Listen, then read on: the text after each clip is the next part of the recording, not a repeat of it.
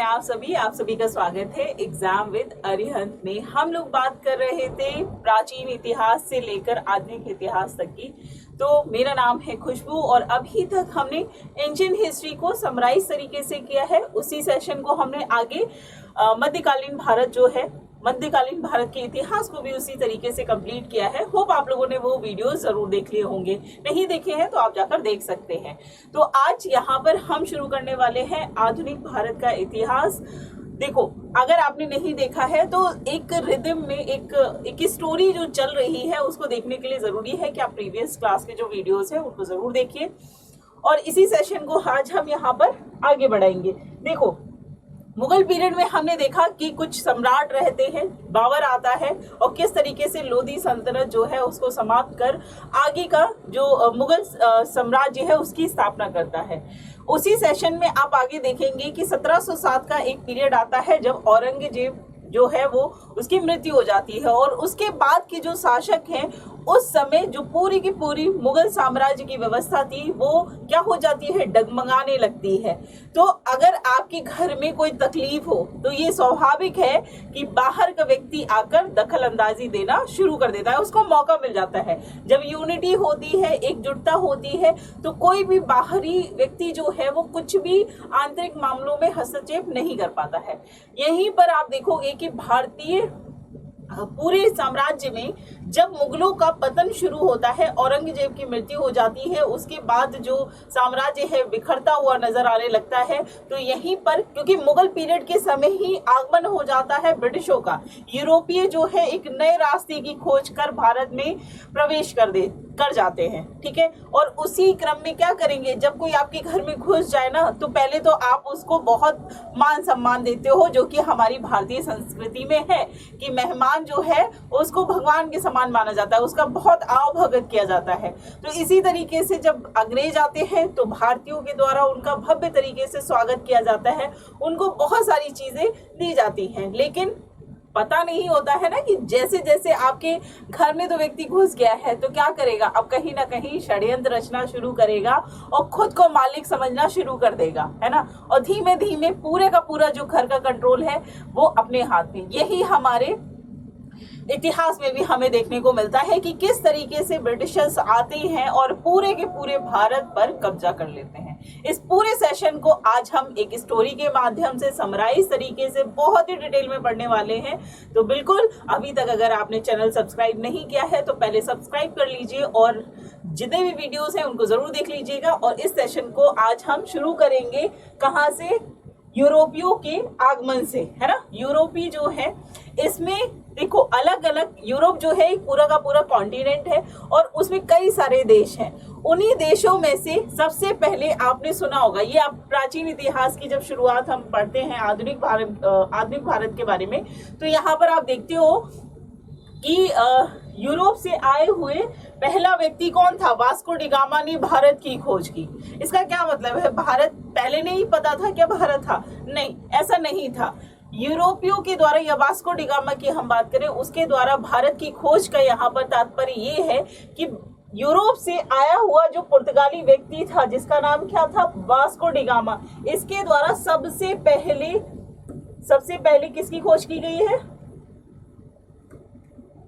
सबसे पहले यहाँ पर आप देखोगे समुद्री मार्ग, पहले क्या होता था, स्थल के रास्ते ये भारत आया करते थे जिसमें फारस की खाड़ी और लाल सागर हुआ करता था। लेकिन यहाँ पर इसी चीज को यहाँ पर समझे कि ऐसी कौन सी परिस्थिति क्रिएट हो गई कि लोगों ने एक नए मार्ग की खोज की, ठीक है। चलिए, तो इसी चीज को यहाँ पर समझते हैं कि यूरोपीय कंपनियों का जो आगमन है उसमें सबसे पहले जो है क्रम पूछ लिया जाता है आपके एग्जाम में कि पुर्तगाली आए, है ना। पुर्तगालियों में सबसे पहला व्यक्ति कौन था, वास्को डी गामा, ठीक है। बेचारा घूमता फिरता हुआ आया था, उसको नहीं पता था, वो बस आ गया, है ना। तो पहला व्यक्ति आता है, पुर्तगाली होता है और कौन है, वास्को डी गामा। कब आता है, 1498 में, ठीक है। इसके बाद जो यूरोप से आते हैं वो कौन होते हैं, डच होते हैं। इसके बाद आते हैं अंग्रेज, फिर डेनिश, फिर फ्रांसीसी, इनका क्रम पूछ लिया जाता है तो जरूर ध्यान रखिएगा। इसके बाद जब ये आ जाते हैं तो वास्को डी गामा तो आकर चला जाता है और जाकर जितनी वाहवाही कर सकता था कि भाई जो भारत है वो तो मतलब बहुत संपन्न है, हम बहुत गरीब। ये वो समय है जब यूरोप अपनी बहुत ही ज्यादा बुरी स्थिति में था, वहां की आर्थिक व्यवस्था बहुत खराब थी, है ना। उस समय यहाँ पर इन्होंने भारत में प्रवेश किया था, तो उस चीज का जो प्रभाव है वो वास्को डी गामा के द्वारा पूरे यूरोप में दर्शाया गया। उसी के चलते आप देखोगे कि लगातार एक एक करके बाकी जगह से भी लोगों का आगमन शुरू हो जाता है। अब जब यहाँ पर आ जाते हैं तो इनके द्वारा कुछ फैक्ट्रीज स्थापित की जाती हैं, है ना, अपने कार्यों को करने के लिए। समझेंगे क्यों? तो पहली फैक्ट्री जो है वो कहाँ पर स्थापित की जाती है? कोचीन में। किसके द्वारा? पुर्तगालियों के द्वारा। सीधे सीधे सवाल पूछा जाएगा कि पुर्तगालियों के द्वारा सबसे पहले जो फैक्ट्री स्थापित की गई वो कहाँ पे थी? तो कोच्चि में। दूसरी, डच के द्वारा जो पहली फैक्ट्री स्थापित की गई वो कौन सी? मसूलीपट्टनम। ये कहाँ पर है? कोच्चि आपका कहाँ है? ये है आपका केरल में। कहाँ पर है? केरल में। मसूलीपट्टनम की बात करें, ये कहाँ है? आपके आंध्र प्रदेश में, ठीक है, आंध्र प्रदेश में है। इसके बाद बात करें सूरत की, तो सभी जानते हैं कहाँ है? गुजरात में, ठीक है। त्रावणकोर की बात करें, ये कहाँ है? आपका तमिलनाडु हो गया, और सूरत तो आपको पता ही है। तो अंग्रेजों के द्वारा पहली फैक्ट्री कहाँ पर स्थापित की? सूरत में। फ्रांसीसियों के द्वारा कहाँ की गई है? आपकी सबसे पहले सूरत में। ये सीधे सीधे सवाल पूछा जाता है। अब यहाँ पर हम जानेंगे कि आखिर यूरोपीय कंपनी भारत में क्यों आई है। उसका मोटा मोटी एक दृश्य जो है वो मैंने आपके सामने बताया है, उसी को यहाँ पर हम लोग एक बार देखते हैं कि यूरोपीय कंपनियों का भारत में आने का क्या कारण था। तो इनका पहला कारण था कि प्राचीन काल में जो यूरोप और भारत के बीच व्यापारिक संबंध थे वो कहाँ से थे? यूनानियों के साथ थे। ये चीज मैंने आपको प्राचीन इतिहास से बताई है। जब आप इंडस वैली सिविलाइजेशन पढ़ते हैं तो वहां पे भी ऐसे साक्ष्य मिले हैं जहां पर ये दर्शाया गया है कि भारत का व्यापार जो है वो वेस्टर्न कंट्रीज के साथ था, ठीक है, जो पश्चिमी सभ्यता है उनके साथ होता था। यही चीज हमने आगे मध्यकालीन भारत में भी देखी, है ना। और उसके बाद हमने देखा कि किस तरीके से पश्चिमी देशों से आए हुए आक्रमणकारी भारत पर अपना वर्चस्व बिठाते जाते हैं, ठीक है। तो यहाँ पे जो व्यापारिक संबंध थे वो पहले से थे, ठीक है। दूसरा यहाँ पर कारण क्या था कि एशिया का अधिकांश व्यापार जो है वो अरब वासियों के हाथों में था, जबकि भूमध्य सागरीय और यूरोप व्यापार जो है इतावली व्यापारी एकाधिकार में था।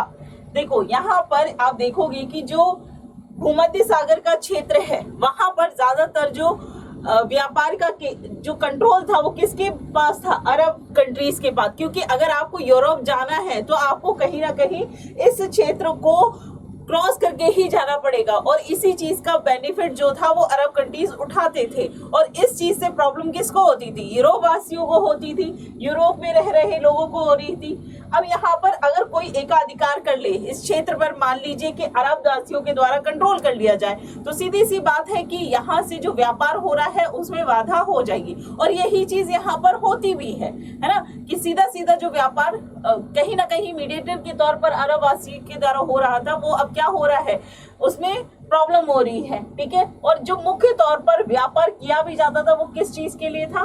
मसालों के लिए। क्यों? क्योंकि वहां जो यूरोप है वो कैसी कंट्री है? एक ठंडा प्रदेश है, वहां पर लोगों को गर्म मसालों की जरूरत होती है, क्योंकि वहां पे लोग क्या खाते हैं? मांस खाते हैं, कच्चा मांस। उस गोश्त को थोड़ा सा टेस्ट देने के लिए, फ्लेवर देने के लिए वहां पर मसालों का बहुत ज्यादा प्रयोग किया गया। और ये मसाले वहां पर नहीं होते हैं, ये हमारे भूमध्य क्षेत्रीय जो होता है ना, पूरा साउथ इंडिया में, केरल में देखोगे, इंडोनेशिया, मलेशिया, इन क्षेत्रों में होता है। तो इसीलिए यहाँ पर इनका इस चीज की नीड जो है वो बहुत ज्यादा थी। अब भारत को यूरोप से मिलाने वाले जो प्रमुख रास्ते थे समुद्री मार्ग, उसमें कौन कौन सा था? एक तो था फारस की खाड़ी और दूसरा था आपका लाल सागर। अब देखो यहाँ पर आप मैप उठा के जरूर देखिएगा कि कौन कौन से ये रास्ते थे। आपसे सीधे सीधे पूछा जाता है ना, ज्योग्राफी का भी एक क्वेश्चन यहाँ पर आप कर सकते हो। तो यहाँ पे यूरोप के साथ व्यापार करना है तो आपको किस रास्ते से जाना पड़ेगा? या तो फारस की खाड़ी से होकर जाना पड़ेगा या लाल सागर से होकर जाना पड़ेगा। अब यहाँ पर क्या होता है कि 1453 में कुस्तुनतुनिया पर तुर्कों ने अधिकार कर लिया। इससे क्या हो गया, व्यापार जो है यहाँ पर अब उस पर किसका कंट्रोल हो गया, अरबों का नियंत्रण हो गया। ठीक है, किसका कंट्रोल हो गया, कुस्तुनतुनिया, टर्की आप देखेंगे तो टर्की वाला जो क्षेत्र है वहां पर कुस्तुनतुनिया जो है उनके द्वारा इस पे कंट्रोल कर दिया जाता है। अब रोक लगा दी गई। अब क्या करेंगे यूरोप वाले, यूरोप में अब इस चीज को लेकर बहुत ज्यादा प्रॉब्लम फेस कर रहे हैं लोग। तो कहीं ना कहीं जब कोई चीज आपको चाहिए होती है तो उसके लिए रास्ते जो हैं वो आप खोज ही लेते हैं, और यही चीज हमें यूरोपियंस के द्वारा भी देखने को मिलती है।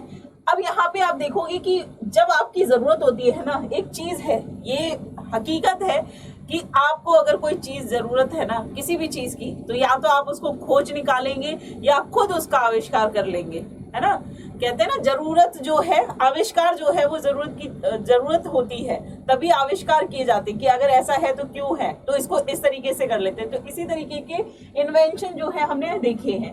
अब भारत में क्या हो रहा है, पुनर्जागरण का समय है और लोग जो है बहुत सारी चीजों के पे एक्सपेरिमेंट कर रहे हैं। ठीक है, तो यहीं पर आप देखोगे कि वैज्ञानिक आविष्कार कर दिया जाता है। एक तो जहाजनानी का निर्माण कर दिया जाता है। अब समुद्र के रास्ते एक जगह से दूसरी जगह जाना और भी आसान हो गया, है ना, समुद्र के रास्ते। और दूसरी चीज यहाँ पर हो जाती है कुतुब नुमा। ये बहुत ही इंपॉर्टेंट है क्योंकि ये है दिशा सूचक। समुद्र के रास्ते आप किस दिशा में जा रहे हैं ये आपको कैसे पता चलेगा। समुद्र में अगर आप उतर जाएंगे तो आपको दूर दूर तक कुछ नहीं दिखाई देगा। तो यहाँ पर ये दो चीजें जो है इन्होंने पूरे की पूरी जो यूरोप की किस्मत है उसको बदल के रख दिया। और यही चीज जो है इनको क्या करती है, जब आपको कोई चीज मिल जाती है ना तो एक्सपेरिमेंट करते हो कि अच्छा ये है तो इसका यूज करके देखते हैं। तो उसी चीज में आप देखोगे कि भाई जहाज पकड़ा, कंपास पकड़ा और निकल गए। अब देखते हैं कि कहाँ जाएंगे, क्योंकि यूरोप का मैंने आपको बताया कि यूरोप की हालत ऑलरेडी वहां पर खराब थी। अब जब घर में कुछ नहीं है तो लोग क्या करेंगे, बाहर जाकर संसाधनों की खोज करेंगे। और वही इनकी जरूरतें जो है यही क्या करती है, नई नई चीजों की खोज करती हैं। उसमें आप देखोगे कि नवीन समुद्री मार्गों की इनके द्वारा खोज की जाती है यूरोपियों के द्वारा। नए भौगोलिक आविष्कार और व्यापारिक मार्ग, ठीक है, ये व्यापारिक मार्गों की खोज जो है वो पुर्तगालियों के द्वारा की जाती है। और इसमें ये अग्रणी रहते क्योंकि ज्यादातर जो क्षेत्र है वहां पे प्रभावित दिखता है। ठीक, अब यहाँ पर आप देखोगे कि पुर्तगाल के राजा, जो आपको कंपास बताया गया, जो नेविगेटर है, उसको किसके द्वारा खुद बनाया गया, तो राजकुमार प्रिंस हेनरी के द्वारा। द नेविगेटर के सतत प्रयासों से भौगोलिक खोजों का जो कार्य है वो काफी आसान हो गया। यहाँ तो समझ गए कि यूरोपियों के पास कुछ नहीं था, उन्होंने एक्सपेरिमेंट करना शुरू किया, उन्होंने जहाज का निर्माण किया, उन्होंने कंपास का निर्माण किया, जिसके थ्रू क्या हो रहा है, अब वो नई नई जगहों की खोज करेंगे। इसी में आप देखोगे कि भाई अब तो निकल पड़ी है गाड़ी और निकली है तो दूर तक पहुंचेगी। और कितनी दूर पहुंचती है आइए देखते हैं। तो भाई आपको सबसे पहले तो पता ही होगा कि वास्को डी गामा के द्वारा 1498 में सबसे पहला पुर्तगाली व्यक्ति है जो कि भारत पहुंचता है। और इसी को हम कहते हैं कि वास्को डी गामा ने भारत की खोज की। नहीं, ये समुद्री मार्ग से होते हुए भारत आया, एक नए रास्ते की खोज कर दी। जो लोग लैंड के एरिया से जाते थे या लाल सागर से होकर जाते थे फारस की खाड़ी से, अब उनको एक नया रास्ता मिल गया है। लेकिन ये रास्ता क्या है, लंबा है, लेकिन फिर भी कहीं ना कहीं किसी पे आप डिपेंडेंट तो नहीं रहोगे। कोई काम अगर आप कर रहे हो तो उसके लिए आपको किसी और पे निर्भर नहीं है, भले ही उसमें समय लगे। ठीक, यही चीज होती है। इसी के चलते आप देखोगे कि अमेरिका की खोज किसके द्वारा की जाती है, कोलंबस, जो कि कहाँ का था, स्पेन का। ब्राजील की खोज यानी कि आप कह सकते हो जो दक्षिण अफ्रीका है उसकी खोज कैब्रियल के द्वारा, पुर्तगाल का जो व्यक्ति था उसके द्वारा की गई। ऑस्ट्रेलिया की खोज की बात करें, है ना, तो इसको किसके याद रखिएगा, भारत का तो आप सभी याद रखते हैं, लेकिन अमेरिका का भी पूछा जाता है, कभी कभी ऑस्ट्रेलिया का नाम भी पूछा जाता है। तो ऑस्ट्रेलिया की खोज जो है वो ब्रिटेन के कुक नामक व्यक्ति के द्वारा की गई। न्यूजीलैंड की खोज किसने की, हॉलैंड। न्यूजीलैंड कहाँ है, तस्मान सागर के पूर्व में, याद रखिएगा। तस्मान जो है ये भी जो खोज है किसके द्वारा की गई है, हॉलैंड के द्वारा। तो ये जो है ये क्यों संभव हो पाया है, आविष्कार के द्वारा। ठीक है, अब यहाँ पर एक एक चीज को हम समझेंगे कि जब पुर्तगाली आते हैं तो उनके द्वारा क्या क्या किया जाता है, कैसे पूरे की पूरे भारत की जो दशा है वो परिवर्तित हो जाती है। क्योंकि पहले का समय बहुत अलग था, मुगलों के टाइम पर अलग तरीके की एक्टिविटी चल रही है। अब मुगलों के बीच जो है कोई ऐसा प्रभावशाली सम्राट नहीं है ना, और उसी का फायदा जो है वो ब्रिटिशर्स उठाते हैं। अब आपको बताया मैंने कि 1498 में वास्को डी गामा आया था, और जब वो यहाँ से गया तो उसको लगभग, जब यहाँ से गया तो बहुत सारा सामान लेके गया, बहुत सारे मसाले लेके गया, और जब वापस गया तो उसको 60 गुना प्रॉफिट होता है। तो उस प्रॉफिट को देखते हुए क्या होगा कि भाई हम ऐसा करते हैं कि अब हम भारत में एक केंद्र बना देते हैं। रास्ता तो हमने खोज ही लिया है, अब हम क्या करेंगे, एक सेंटर बना देते हैं, उस सेंटर से सीधे सीधे डायरेक्टली व्यापार करेंगे। अभी तक इनकी मनसा क्या है कि भाई हमारी जरूरतें पूरी हो, जो कि हमें कहां से हो पा रही हैं, इंडोनेशिया, मलेशिया और दक्षिण भारत से। तो इतना सा चीज जो है वो यहां से शुरू हो जाती है, जिसमें सबसे पहले आ जाते हैं पुर्तगाली। ठीक है, टाइम पीरियड जो पुर्तगालियों को रहता है वो रहता है 1498 से लेकर 1961 तक। अब देखो, आते ये सबसे पहले हैं, ठीक है, भारत में सबसे पहले प्रवेश करते हैं, और जाते सबसे बाद में है। और ये जाते नहीं है, आप देखो 1961 की बात हो रही है, तब गए हैं पुर्तगाली, जबकि हमारा देश आजाद 1947 में ही हो चुका था, है ना। तो इनको यहाँ से निकालने के लिए, क्योंकि कहीं ना कहीं ये थे कि ठीक है हम आपकी आंतरिक मामलों में हस्तक्षेप नहीं कर रहे हैं, हम आपके राज्य, हमको व्यापार करना है, ठीक है। तो कहीं ना कहीं इनकी जो मंशा थी नहीं थी, उसके द्वारा फिर आप देखोगे कि पंडित जवाहरलाल नेहरू के द्वारा ऑपरेशन चलाया जाता है, ऑपरेशन विजय, उसके तहत इनको यहाँ से निकाला जाता है। तो ये भी याद रखिएगा कि कौन सा ऑपरेशन चलाया जाता है जिसके तहत पुर्तगालियों को 1968 में भारत से निकाला जाता है, ठीक है। तो पहला व्यक्ति वास्को डी गामा कब आया, 20 मई, कभी कभी डेट दे देता है लेकिन इतना मतलब फिर भी आप ध्यान रखिए, ठीक है। मई में आया 1498 में, मृत्यु उसकी 1524 में कोच्चि केरल में होती है, ठीक है। आता है, उसके बाद चला जाता है, फिर आता है, फिर यहीं पर बस जाता है, ठीक है, और यहीं पर इसकी मृत्यु हो जाती है। अब यहाँ पे देखो, जब ये निकला था यूरोप से, पुर्तगाल से, तो कहाँ पहुंचता है, केप ऑफ गुड होप के रास्ते।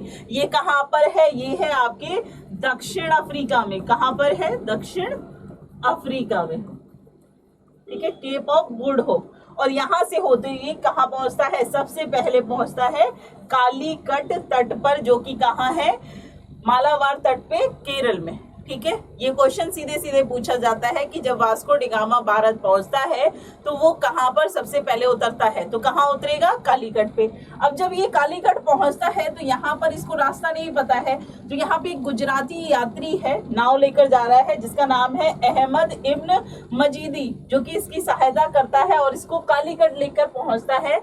और कालीकट पर जब ये पहुंचता है वास्को डी गामा को लेकर, तो यहाँ का जो शासक है जमोरिन, वो क्या करता है, वास्को डी गामा का स्वागत करता है। इस चीज को यहाँ पर ध्यान रखेंगे आप लोग।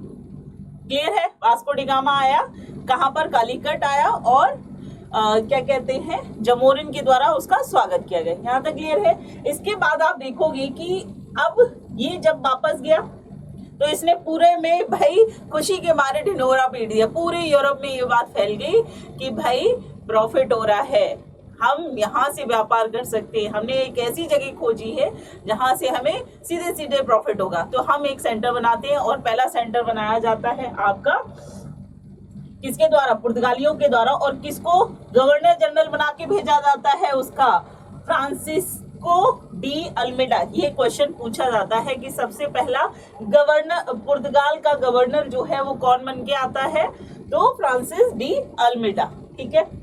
इसी के द्वारा हिंद महासागर, पुर्तगाली सागर, जिसे नील जल या शांत जल की नीति के रूप में भी परिवर्तित के नाम से भी जाना जाता है। इसका क्या मतलब है कि देखो, समुद्र की रास्ते जो है इन्होंने खोजा है, तो क्या होगा, कंट्रोल किसका होगा समुद्र के मार्ग पे, इन्हीं का होगा, है ना, इन्हीं का होगा। और इसी चीज को क्या कहा गया, ब्लू वाटर पॉलिसी कहा गया। क्या कहा गया, ब्लू वाटर पॉलिसी।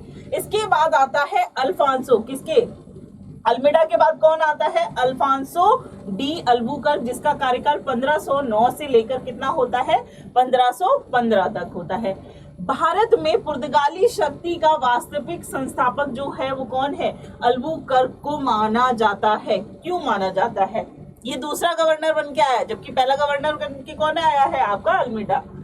ये क्या करता है, जब ये आता है तो ये कोच्चि में, केरल कोच्चि में अपना पहला हेडक्वार्टर, एक सेंटर ओपन कर देता है।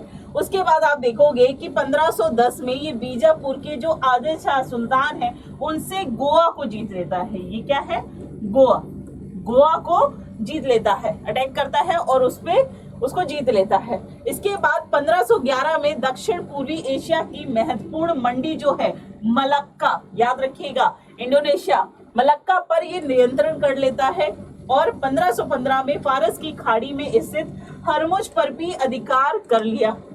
अब देखो, आपको अगर थोड़ा सा भी एक ऐसी चीज मिल जाए जिससे आपको लगे कि हाँ अब आप सीधे सीधे कंट्रोल कर सकते हैं, तो कहीं ना कहीं उसका कॉन्फिडेंस अलग होता है। इसीलिए आप देखो धीमे धीमे क्या कर रहे हैं, ये अपना कंट्रोल बिठा रहे हैं यहाँ पर। अब ये यहाँ पर आ गया और क्या करेगा, अब इसको भारत में रहना है, भारत के लोगों से ये क्या करेगा, वैवाहिक संबंध बनाएगा, भारतीय महिलाओं से जो पुर्तगाली है उनका विवाह कराएगा। ठीक है, तो यहाँ पर भारतीय महिलाओं के साथ ये क्या करते हैं, विवाह की नीति स्थापित करते हैं। और यहाँ पर एक बहुत ही इंपॉर्टेंट चीज जो है कि सती प्रथा पर पुर्तगालियों के द्वारा सबसे पहले रोक कहाँ पर लगाई गई, तो याद रखिएगा, कहाँ पर, गोवा में। ठीक है, गोवा पहला सेंटर था जहां पर सती प्रथा पर रोक लगाई गई थी। किसके द्वारा, तो पुर्तगालियों के द्वारा। नीनो डी कुन्हा की बात करें तो इसके द्वारा जब ये आया तो इसने ईसाई धर्म का न्यायालय स्थापित किया। ठीक है, और गोवा को क्या बनाया, अपनी राजधानी बनाया। ठीक है, अब आप देखोगे कि पुर्तगाली शासन का भारत में विस्तार। अब देखो एक एक करके क्या होगा, यहाँ पर ये लोग आ गए हैं। अब कोई छोटा सा एक व्यापारी है, व्यापार करने के लिए आया, धीमे धीमे उसका व्यापार ठीक हो जा रहा है, तो अब क्या करेगा, वो कंपनी बनाएगा, अब वो कंपनी रजिस्टर्ड करेगा।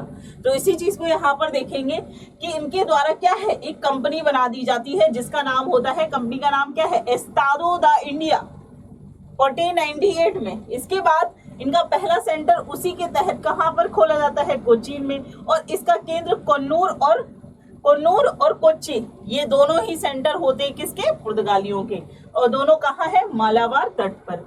इनका योगदान क्या है, पुर्तगाली आए हैं तो क्या सिर्फ यहाँ से व्यापार करके यहाँ से सारा सामान यूरोप भेजा है, क्या इनके द्वारा भारत में भी कोई योगदान दिया गया है। पूरे टाइम पीरियड की बात कर रहे हैं हम, 1498 से लेकर 1961 तक का जो इनका योगदान है, इसमें आप देखोगे कि इनके द्वारा प्रिंटिंग प्रेस जो है गोवा में शुरू की गई। साथ ही के साथ जो जहाज निर्माण की कला थी, अब आए हैं तो भले ही इन्होंने अपने ही यूज के लिए किया हो, लेकिन कहीं ना कहीं भारतीयों को भी ये जो चीजें हैं ये इनके द्वारा दी गई। ईसाई धर्म का जो प्रचार है उसके तहत इन्होंने पहला चर्च खोला 1510 में, जो कि गोथिक स्थापत्य कला, गोथिक स्थापत्य कला क्या होती है, इस तरीके से, ठीक है, इस तरीके आपने देखा होगा चर्च में बने होते हैं, तो इस कला को बोलते हैं गोथिक कला, जो यहाँ पे इस तरीके से, ठीक है, ये क्या है, गोथिक कला के तहत बने हुए चर्च होते हैं। इसका नाम क्या है, सेंट थॉमस, और इसका पहला पादरी जो है ये कौन होता है, आपका फ्रांसिस्को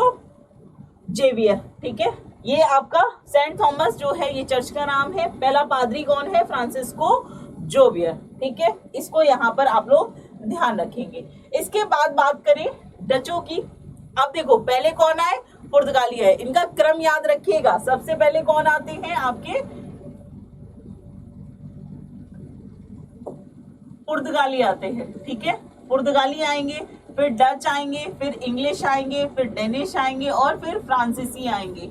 इनके आने का क्रम बहुत बार एग्जाम में पूछा गया है, इसको ध्यान रखिएगा। अब बात करें डच की। डच जो है ये हॉलैंड के निवासी या फिर नीदरलैंड के हैं। नीदरलैंड जो नाम है ना, ये नीदरलैंड है। ठीक है, नीदरलैंड, ये जो नाम है ये आपका 2019 में इसको किया गया है। इससे पहले इसको हॉलैंड बोला जाता है डच निवासियों को। ये भारत आने वाला जो पहला डच नागरिक था उसका नाम क्या था, कार्नेलिस डी हाउटमैन। ठीक है, 1602 में डच ईस्ट इंडिया कंपनी की इसके द्वारा स्थापना की जाती है। पहला केंद्र मसूलीपट्टनम आंध्र प्रदेश में स्थापित किया जाता है। इनके महत्व की बात करें तो भारत को वस्त्र व्यापार का केंद्र जो है वो किसके द्वारा बनाया गया था? डचों के द्वारा बनाया गया। ये इंपॉर्टेंट फैक्ट है, ये आपसे कई बार एग्जाम में पूछा गया है कि सूती वस्त्र का जो केंद्र है वो किसके द्वारा स्थापित किया गया था? तो डचों के द्वारा किया गया था। डच का दक्षिण पूर्व श्रीलंका, इंडोनेशिया, मलक्का आदि देशों पे ध्यान केंद्रित था और इसी के चलते ये क्या थे, इनका फोकस भारत में व्यापार करना नहीं था, पूरा का पूरा दक्षिण पूर्वी जो क्षेत्र था वहां पे था। तो इन्होंने क्या किया, आगे चलकर अपनी जो फैक्ट्री है, जो इनकी कंपनी होती है, वो अंग्रेजों को बेचकर ये यहाँ से चले जाते हैं छोड़कर, ठीक है। उसके बाद ये अपने कंपनी दोबारा से बनाते हैं और चीन के साथ व्यापार शुरू करते हैं, ठीक है। तो बहुत ज्यादा योगदान नहीं है, लेकिन यहाँ पर इनके द्वारा जो औद्योगिक वेतन भोगी होते थे उनको क्या दिए जाते थे? स्वर्ण सिक्के, जिसे पगोड़ा कहा जाता है, ठीक है। इस चीज को यहाँ पर ध्यान रखेंगे। जो चीज इंपॉर्टेंट है वो मैं आपको साथ के साथ बताती चलूंगी। देखो, एक भूमिका बनानी है दिमाग में, कुछ नहीं करना है।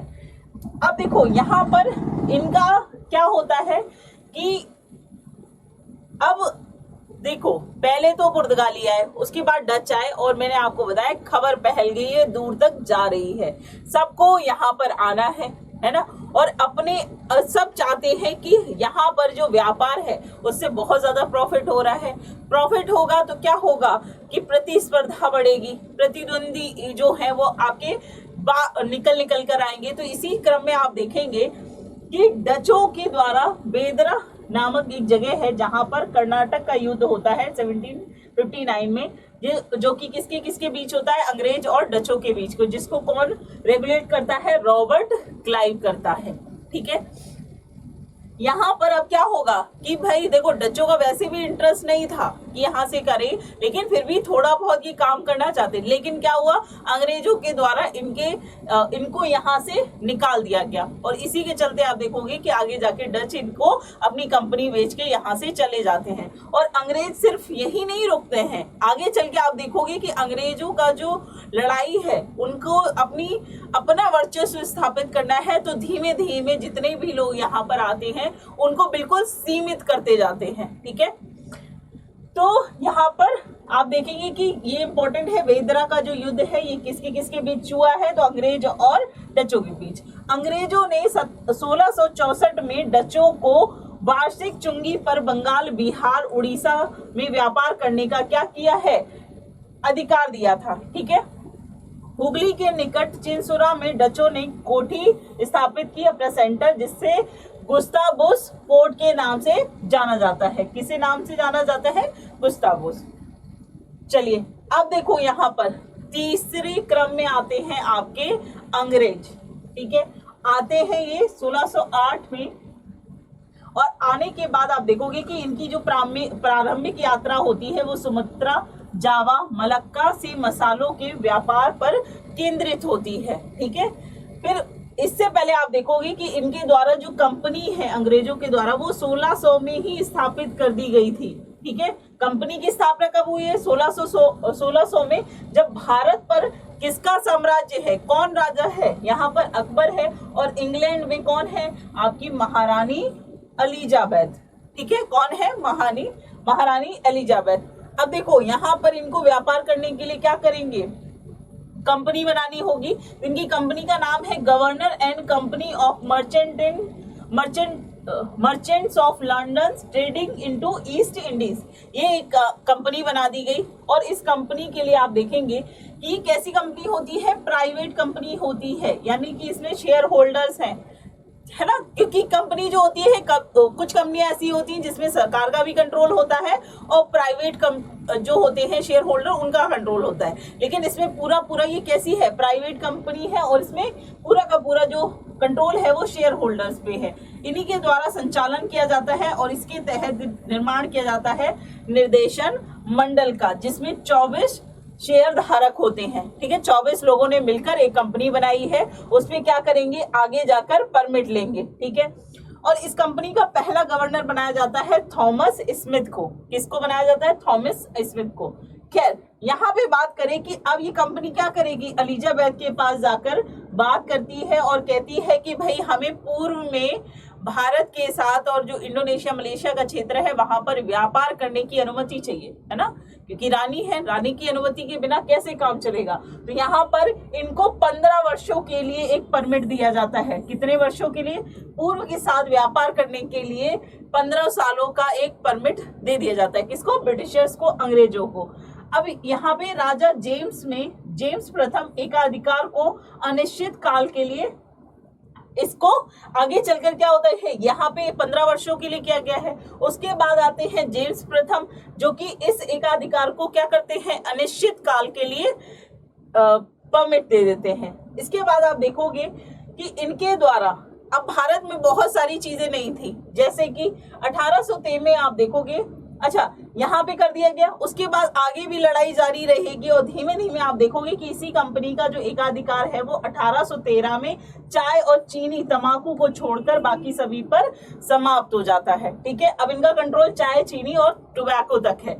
यहाँ पर अभी तक पूरी तरीके से कंट्रोल था। ठीक है, इसके बाद आप देखेंगे कि हेक्टर नामक एक अंग्रेजी जहाज है जो कि 1608 में सूरत के बंदरगाह पर पहुंचता है। ठीक है, अब देखो ब्रिटिशों को यहाँ पर व्यापार करने का परमिशन मिल गया है, 1600 में कंपनी बनाई, भारत पहुंच गए हैं। अब भारत में व्यापार करना है तो यहाँ के मुगल सम्राट से तो आपको परमिशन लेनी पड़ेगी। तो यहीं पर पहला जहाज उतरता है जो कि जिसका नाम क्या है, हेक्टर, और इससे निकलते हैं भाई कैप्टन हॉकिंस।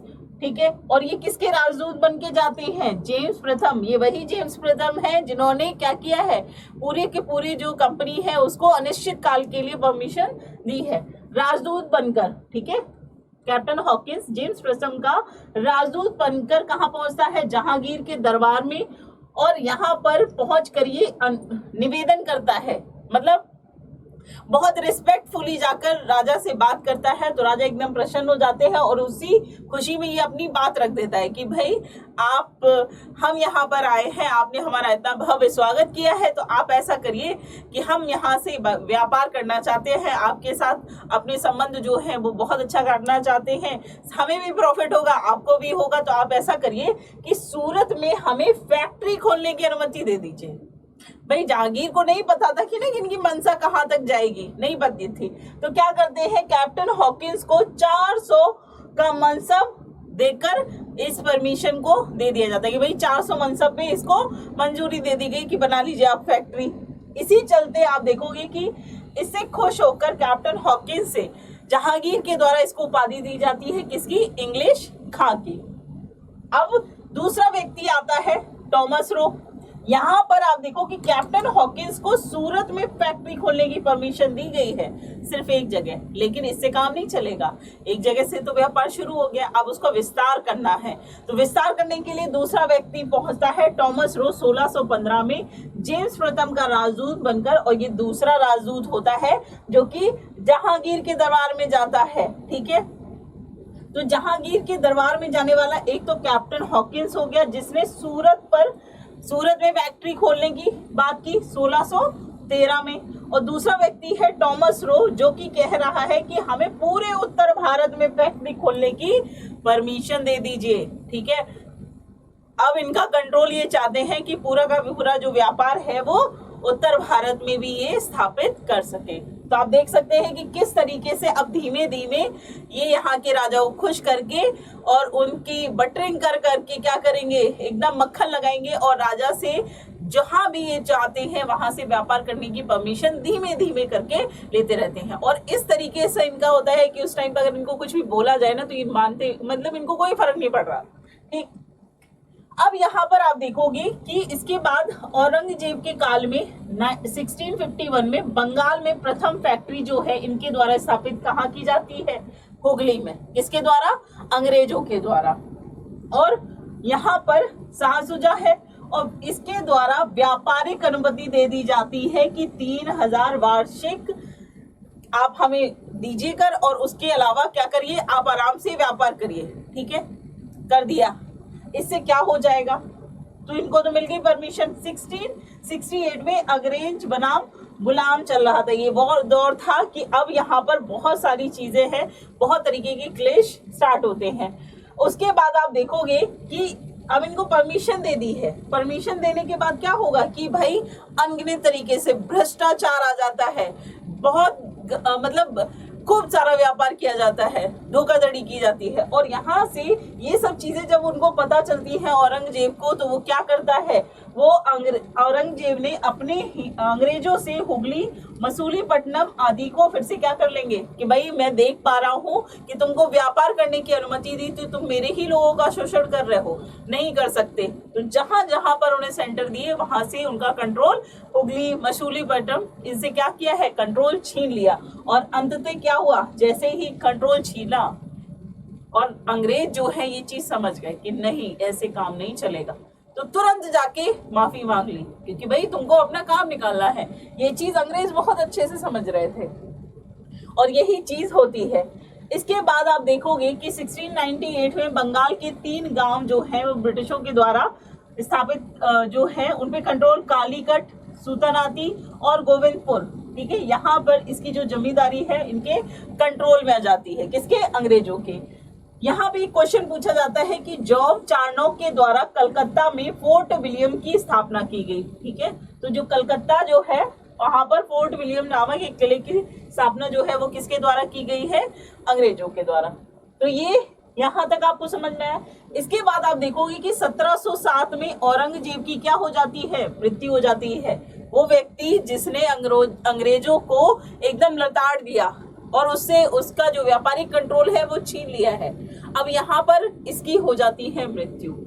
और औरंगजेब के बाद जो शासक होते हैं वो उतने प्रभावशाली नहीं होते हैं। भाई भाई के बीच वैसे ही प्रतिद्वंद पहले से चलता आ रहा था, लेकिन उसमें फूट डालने वाला कोई बाहरी व्यक्ति नहीं था, आपस में परिवार में ही चल रहा था। लेकिन यहाँ पे क्या होता है, यहाँ पर आ जाते हैं ब्रिटिशर्स, ठीक है। अब वो एक भाई को दूसरे भाई से भिड़ाएंगे, दूर करेंगे, और यहीं पर आप देखोगे कि इनके द्वारा फूट डालो राज करो की नीति जो है शुरू हो जाती है, क्योंकि इन्होंने ये चीज देख लिया कि अगर यूनिटी होगी, कोई एक पे कंट्रोल होगा, तो ये हमें यहाँ पर नहीं रहने देंगे। तो उसी का फायदा उठाते हैं यहाँ पर। तो यहाँ पर क्या होता है, औरंगजेब की मृत्यु हो जाती है और यहाँ पर मुगलों का पतन शुरू हो जाता है। फिर आता है पीरियड 1707 का, जब फरीदशेर के द्वारा एक शाही फरमान जारी कर दिया जाता है। क्या है ये शाही फरमान, यही वो जड़ है जहां से जो कंट्रोल है वो ब्रिटिशर्स के हाथों में जा रहा है। कहाँ सिर्फ व्यापार करने आए थे, व्यापार का विस्तार भी शुरू कर दिया है। और धीमे धीमे आप देखोगे कि आगे किस तरीके से ये लोग पूरा का पूरा कंट्रोल करते हैं, ठीक है। शाही फरमान दिया जाता है। और क्यों दिया जाता है, फरुखसर जो है वो बहुत ही मूर्ख टाइप का राजा शासक कहलाता है, उसको बहुत ज्यादा फर्क नहीं पड़ता था, ठीक है। उसको मतलब ऐसे ही बरगला देते थे अंग्रेजों के द्वारा, ठीक है। तो यहाँ पर जॉन सरमन मिशन व डॉक्टर हैमिल्टन के द्वारा इसका फरुखसियर का इलाज किया गया था। ये एक रोग से ग्रसित था। यहाँ आए अंग्रेज कि भाई राजा जी आपको तकलीफ हो रही है, तो बताइए हम आपके लिए क्या कर सकते हैं। अरे इसको तो हमारा डॉक्टर सही कर सकते हैं। तो भाई डॉक्टर को भेजा, उपचार कर दिया, राजा जी खुश। राजा जी इतने खुश हो गए कि उन्होंने एक फरमान जारी कर दिया। उन्होंने कहा कि भाई 3000 वार्षिक कर पर आप बंगाल पे व्यापार करिए, ठीक है। 3000 वार्षिक कर दीजिए, पूरा बंगाल पर व्यापार जो है आप खुले में कर सकते हैं। उसके बाद 10,000 वार्षिक कर पे आप सूरत भी ले लीजिए। भाई क्या था ये, क्यों मतलब इस तरीके से दे दिया गया। माना कि आपकी मदद की है, लेकिन इसका मतलब ये थोड़ी कि आप अपना घर दे देंगे। उसके बाद आप देखोगे कि बंबई में कंपनी के द्वारा ढाले गए सिक्कों को संपूर्ण मुगल राज्य में चलाने की आज्ञा मिल गई। यानी कि अब देखो, कंपनी ने पहले तो वार्षिक कर पर बंगाल लिया, सूरत ले लिया, और जो मुद्रा है, अब पैसा अगर यही लोग छापेंगे, करेंसी पे कंट्रोल इन लोगों का होगा, और आप उसी करेंसी को पूरे साम्राज्य में चलाने की परमिशन दे रहे हैं, तो अर्थव्यवस्था तो गई हाथ से। और यही चीज यहाँ पर हो जाती है। यही एक गलती जो है पूरे के पूरे भारत को गुलामी की तरफ धकेल देती है, ठीक है। यहाँ पे आप देखोगे कि 1639 में फ्रांसिस डे ने चंद्रगीर के राजा से मद्रास ले लिया। अब देखो, बंगाल गया, सूरत गया, इधर मद्रास भी गया, जहां पर इन्होंने फोर्ट सेंट जॉर्ज स्थापित किया, दक्षिण के व्यापारिक केंद्र हो गया। अब देखो, यहाँ पर अभी तक तो क्या था कि जहांगीर के टाइम में आया कैप्टन हॉकिंस और टॉमस रो, उन्होंने क्या किया, पहले सूरत पे कंट्रोल लिया, फिर उत्तर भारत पे, जहाँ पे मुख्य तौर पर बंगाल वाला क्षेत्र था, बहुत ही ज्यादा समृद्ध है, डेल्टा क्षेत्र है, वहां पे सर्वाधिक वर्षा होती है ना। पश्चिम बंगाल वाले क्षेत्र में नदी अपर्दन होता है, वहां की मिट्टी बहुत उपजाऊ है, प्रोडक्शन में आप जूट देख लीजिए, चावल देख लीजिए, बहुत सारी चीजों का हस्त जो हैंड हैंडीक्राफ्ट होते हैं उन सभी का यहाँ पर जो है कंट्रोल बहुत ज्यादा था।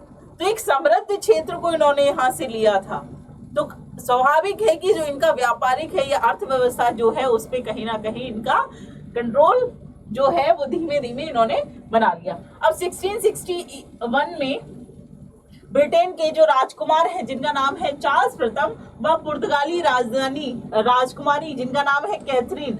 अब देखो यहाँ पे क्या हो गया है कि इधर तो पुर्तगाली क्योंकि पहले आए थे, है ना, और यहाँ पर अंग्रेज आकर क्या कर रहे हैं, धीमे धीमे सबका सफाया करना चाहते हैं। वो चाहते हैं पुर्तगाली भी निकले, डच भी निकले, सब निकले, और यहाँ पर हम क्या करते हैं, राज करते हैं। तो उसी में क्या होता है कि यहाँ पर एक चीज होती है कि ब्रिटेन के जो राजकुमार है चार्ल्स प्रथम और पुर्तगाल की राजधानी राजकुमारी जो है इनका विवाह करा दिया जाता है। और विवाह में क्या करते हैं कि ये बम्बई गिफ्ट में दे देते हैं। पुर्तगाल की राजकुमारी को विवाह में क्या दिया जाता है, तोहफे में गिफ्ट के तौर पर पूरा बम्बई जो शहर है वो किसे दे दिया जाता है, अंग्रेजों को, ब्रिटिशर्स को दे दिया जाता है।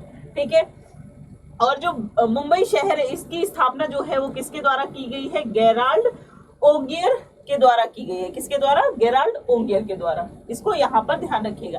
तो ये क्वेश्चन सीधे सीधे पूछा जाता है कि किसने मुंबई को अंग्रेजों को सौंपा था, पुर्तगालियों ने। क्यों सौंपा था, क्योंकि कैथरीन के साथ जेम्स प्रथम का विवाह हुआ था। ठीक है, याद रखिएगा। यहाँ पे ये भूमिका आपको समझ में आ रही होगी कि किस तरीके से ब्रिटिशर्स आते हैं और पूरे के पूरे कंट्रोल को अपने हाथों में लेते जाते हैं। इसके बाद आते हैं डेनिश, जो कि डेनमार्क के हैं। ठीक है, डेनमार्क कहाँ है, मैप में मुझे बताइएगा। यहाँ पर जब ये आते हैं तो 1616 में भारत आए और डेनिश ईस्ट इंडिया कंपनी की स्थापना की। पहली फैक्ट्री इन्होंने स्थापित की 1620 में, कहाँ पर, त्रावणकोर, तमिलनाडु। दूसरी इन्होंने की 1672 में, दूसरी फैक्ट्री श्रीरामपुर, बंगाल में।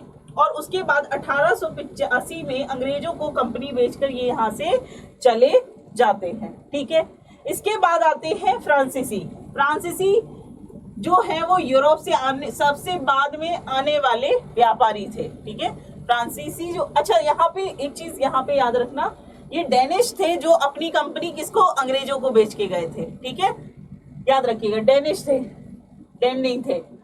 यहाँ पे बात कर रहे हैं हम किसकी, फ्रांसीसियों की। तो फ्रांसीसी सबसे बाद में है, सबसे पहले कौन आया, पुर्तगाली है।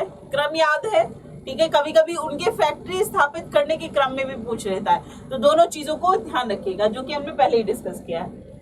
बाद में आती है कब, 1664 में कंपनी की स्थापना करते हैं। उनकी कंपनी का नाम है कंपनी देश इंदेश ओरिएंटलेस। ठीक है, जिसका नाम क्या है, फ्रेंच ईस्ट इंडिया कंपनी, जो कि पूर्णतः कैसी है, सरकारी कंपनी है। और अंग्रेजों की कंपनी कैसी थी, पूरी की पूरी प्राइवेट कंपनी थी, जिसमें 24 शेयर होल्डर थे, है ना। और जो क्वीन एलिजाबेथ है उनसे परमिट लेकर आए थे, कितने, 15 वर्षों के लिए। लेकिन यहाँ पर ये पूरी क्या है, सरकारी कंपनी है। इसको राजा, जो फ्रेंच के राजा हैं, राजा लुई 14 बोला जाता है, इनके द्वारा इसमें परमिशन दी जाती है। और इसमें यहाँ पे देखो राजा भी कंट्रोल करेंगे, और यहाँ पर इसके जो वित्त मंत्री हैं कोलबर्ट, इनके द्वारा कंपनी की भूमिका जो है उसको तैयार किया जाता है कि किस तरीके से फ्रांसीसी कंपनी जो है वो व्यापार करने वाली है। अब यहाँ पर आप देखोगे कि फ्रांसीसियों के द्वारा पहली कंपनी जो है वो 1668 में पहली फैक्ट्री कहाँ पर, सूरत में स्थापित की जाती है। और दूसरी कंपनी फैक्ट्री जो है वो कहाँ है, मसूलीपट्टनम। ठीक है, ये मसूली है। 1674 में पैकोइस मार्टिन ने पुडुचेरी की स्थापना की। याद रखिएगा, हमने मुंबई की बात की, यहाँ पर पुडुचेरी, और पुडुचेरी ही वो क्षेत्र होता है जहां पर फ्रांसीसियों का कंट्रोल बाद में जाकर सीमित कर दिया जाता है, किसके द्वारा, अंग्रेजों के द्वारा। ठीक है, तो इसको यहाँ पर ध्यान रखेंगे। ठीक, तो हमने देखा कि सबसे पहले पुर्तगाली आए, है ना, जिसमें वास्को डी गामा आता है, और वो यहाँ पर आकर व्यापार, कुछ सामान जो है मसाले वगैरह लेकर जब वापस जाता है तो किस तरीके से फिर दोबारा एक केंद्र स्थापित किया जाता है। उसके बाद डेन आते हैं, डेन भी अपना कंट्रोल करने की कोशिश करते हैं। उसके बाद बेदरा का युद्ध होता है, डेन को निकाल दिया जाता है अंग्रेजों के द्वारा। फिर अंग्रेज यहाँ पर क्या करते हैं, अपना कंट्रोल करने के लिए राजा से परमिट लेते हैं, और राजा जो है पहले तो जहांगीर के समय दे दिया गया, फिर औरंगजेब के समय तक आते आते क्या हुआ है, जब औरंगजेब को देखा कि ये जो परमिट दिया गया है उसका मिसयूज हो रहा है, बहुत ज्यादा भ्रष्टाचार हो रहा है, हमारे साम्राज्य के लोगों को दिक्कत हो रही है, तो क्या किया, उस परमिट को वापस ले लिया, छीन लिया कंट्रोल। और इसको देखते हुए फिर से क्या करते हैं, आगे जाकर एक शाही फरमान उस राजा से ले लेते हैं जिसका नाम है फर्रुखसियर। याद रखिएगा, ये पूछा जाता है कि शाही फरमान जो है वो किसके द्वारा दिया गया, तो फर्रुखसियर के द्वारा, कि भाई आप बंगाल भी रख लो, आप मद्रास भी ले लो, आप सूरत भी ले लो। और इसके चलते धीमे धीमे जो कंट्रोल है वो अंग्रेजों के पास आ जाता है। फिर डेनिश आते हैं, डेनिश ज्यादा समय तक नहीं रहते हैं, आते हैं कुछ समय, व्यापार करते हैं, और उसके बाद आगे चलकर वो अपनी कंपनी बेच के चले जाते हैं। फिर होते हैं फ्रांसीसी, फ्रांसीसियों के द्वारा अंग्रेज और फ्रांसीसियों के बीच होता है कर्नाटक का वॉर। और उस कर्नाटक वॉर में आप देखेंगे कि बाद में जो, देखो यहाँ पे आप देखोगे कि जो अंग्रेज हैं ये, क्योंकि यूरोप में पुनर्जागरण चल रहा है, आविष्कार हो रहे हैं, और यहाँ पर आप देखोगे कि नई नई राइफल्स जो हैं, यहाँ के जो सैनिक हैं वो एडवांस तरीके से ट्रेंड किए हुए होते हैं। यही एक कारण होता है कि कहीं ना कहीं यहाँ की जो चीजें हैं उन पे कंट्रोल कर लिया जाता है। इसी को आप आगे देखोगे कि यहाँ पर अभी तो व्यापारिक कंट्रोल हुआ है, ठीक है, अभी राजनीतिक कंट्रोल भी आप यहाँ पर देखेंगे, सामाजिक कंट्रोल भी देखेंगे, किस तरीके से पूरी की पूरी सामाजिक व्यवस्था पे ये अपना प्रभाव करते हैं, तो उसको हम आगे के सेशन में देखेंगे। लेकिन ये एक मोटा मोटी चीज जो है वो यहाँ पर समझ में आ गई होगी। एक चीज याद रखिएगा कि जो फ्रांसीसियों का कंट्रोल होता है वो किस क्षेत्र पर रहता है, पुदुचेरी वाले क्षेत्र में, और अंग्रेज और फ्रांसीसियों के बीच होता है कर्नाटक वॉर, जिसके बाद वांडी वॉश की संधि होती है और वहां पर उस चीज को शॉर्ट आउट किया जाता है। ठीक है, तो ये आपका जो है यहाँ तक हो गया। और इसी से रिलेटेड कुछ क्वेश्चंस को यहाँ पर हम लोग देख लेते हैं। पहला क्वेश्चन है कि वह पुर्तगाली कौन था जिसने गोवा पर अधिकार किया था। ठीक है, याद आ रहा है, आदिल शाह से गोवा को छीना था। सबसे पहले कौन आया, वास्को डी गामा, फिर कौन आता है, अल्मेडा, और तीसरा आता है अल्बुकर्क। अल्बुकर्क को ही क्या बोला जाता है, भारत में पुर्तगालियों का वास्तविक संस्थापक बोला जाता है, दूसरा गवर्नर बनकर आता है। ठीक है, तो यहाँ पर आपके ऑप्शन फ्रांसिस डी अल्मेडा है, अल्फांसो डी अल्बुकर्क है, Vasco D gamma, Robert D Nobili. ठीक है, तो यहाँ पर आंसर क्या हो जाएगा आपका, अल्बुकर्क के द्वारा वास्तविक संस्थापक जो होता है उसी के द्वारा गोवा जीता जा रहा है। गोवा में सबसे पहले क्या हुआ था, सती प्रथा पर रोक लगाई गई थी। वहीं पर इनके द्वारा क्या किया गया था, महिलाओं के साथ वैवाहिक संबंध स्थापित कर पुर्तगालियों को जो क्षेत्र है वो यहाँ पर कंट्रोल करने की कहीं ना कहीं परमिशन मिल जाती है। उसके बाद यहाँ पे बात करें कि वर्ष 1498 ई में वास्को डी गामा भारत में कहीं उतरा था, मतलब कहाँ उतरा था, कहीं नहीं, कहाँ उतरा था, गोवा, कालीकट, मंगलोर या फिर कोच्चि। बताइए आपका आंसर क्या होगा, फटाफट आंसर करेंगे यहाँ पर आप लोग कि आपका आंसर क्या हो जाएगा। तो आपका आंसर हो जाएगा कालीकट। नेक्स्ट क्वेश्चन देखते हैं। नेक्स्ट क्वेश्चन है, भारत में ईस्ट इंडिया कंपनी का पहला गवर्नर जनरल कौन था, lord Clive, sir John Shore, Warren Hasting या फिर लाई मैगजिंग ऑफ हेस्टिंग। बताइए जल्दी से। तो यहाँ पर गवर्नर जनरल की बात की गई है, ठीक है, ईस्ट इंडिया कंपनी की। तो ये कौन होता है, रॉबर्ट क्लाइव। आगे हम देखेंगे कि किस तरीके से आपका प्लासी का युद्ध होता है, बक्सर का युद्ध होता है, उसमें आप इस चीज को पढ़ेंगे। नेक्स्ट क्वेश्चन है, वह अंग्रेज जिसने सम्राट जहांगीर के दरबार में आकर भेंट किया था। बताइए जल्दी, जहांगीर के दरबार में कौन आया था, सर टॉमस रो, राल्टा बेटा, या सर जोन्ड या फिर सर जॉन शोर। बताइए जल्दी से फटाफट। इसका सही आंसर क्या हो जाएगा, टॉमस रो, क्योंकि पहला कौन, कैप्टन हॉकिंस और टॉमस रो, ये दोनों आए थे। टॉमस रो ने पूरे उत्तर भारत पे कंट्रोल किया था। नेक्स्ट क्वेश्चन है, गोवा दमन द्वीप पर उपनिवेशीकरण जो है मूलतः किसके द्वारा किया, डच के द्वारा, अंग्रेजों के द्वारा, फ्रांसीसियों के द्वारा, पुर्तगालियों के द्वारा। तो आंसर क्या हो जाएगा यहाँ पर आपका, पुर्तगालियों के द्वारा। और यही सबसे बाद में गए थे, ये वाला पूरा क्षेत्र इनके पास था। और ये कब यहाँ से निकाले गए हैं, 1961 में। नेक्स्ट क्वेश्चन, ब्रिटिशों ने भारत में सूरत में अपनी पहली फैक्ट्री स्थापित करने की अनुमति निम्नलिखित में से किससे प्राप्त की थी। बताओ जल्दी से। पहली फैक्ट्री स्थापित सूरत में जो है वो किसके द्वारा, अकबर के द्वारा, जहांगीर के द्वारा, शाहजहां या फिर औरंगजेब के द्वारा? बताइए जल्दी से। तो यहाँ पे सीधे सीधे याद है आपको कि जहांगीर के समय कैप्टन हॉकिंस और टॉमस रो दोनों जाते हैं। नेक्स्ट क्वेश्चन, भारत में पुर्तगाली साम्राज्य का वास्तविक संस्थापक जो है कहा जाता है, किसे कहा जाता है? ये क्वेश्चन ऑलरेडी हम लोगों ने कर चुके हैं, तो इसका है Alfonso de Albuquerque. Next question, निम्नलिखित में से प्रथम कर्नाटक युद्ध कौन सा तत्कालिक कारण था? बताइए। तो यहाँ पर जो कर्नाटक वॉर है वो फ्रांसीसियों के और अंग्रेजों के बीच यहाँ पर कंट्रोल, जो व्यापारिक कंट्रोल है उसको लेकर होता है, ठीक है। तो इसका मुख्य कारण यहाँ पर हम देख सकते हैं कि अंग्रेज और फ्रांसीसियों के बीच प्रतिद्वंद, ठीक है। यहाँ पर ऑस्ट्रिया की राजगद्दी की जंग, कर्नाटक की राजगद्दी की नहीं, अंग्रेजों द्वारा फ्रांसीसी जहाजों का अधिग्रहण नहीं, ये नहीं होगा, ठीक है। तो यहाँ पर आंसर आपका ए हो जाएगा। नेक्स्ट क्वेश्चन देख लेते हैं, किसके द्वारा जारी फरमान को अंग्रेजों ने बंगाल में ब्रिटिश व्यापार का मैग्ना कार्टा बताया है? बताइए जल्दी। तो किसे बोला गया था? शाही फरमान को, जो किसके द्वारा जारी किया गया? फर्रुखसियर के द्वारा, ठीक है। यहाँ पर आंसर क्या हो जाएगा आपका? बी। नेक्स्ट क्वेश्चन देख लेते हैं, निम्नलिखित में से कौन अंग्रेज जहांगीर के समय भारत नहीं आया था? ठीक है। तो मैंने आपको सारा कुछ बताया है, इसका आंसर आप मुझे कमेंट सेक्शन में बताएंगे, ठीक है। इसका आंसर आप मुझे कमेंट सेक्शन में बताएंगे।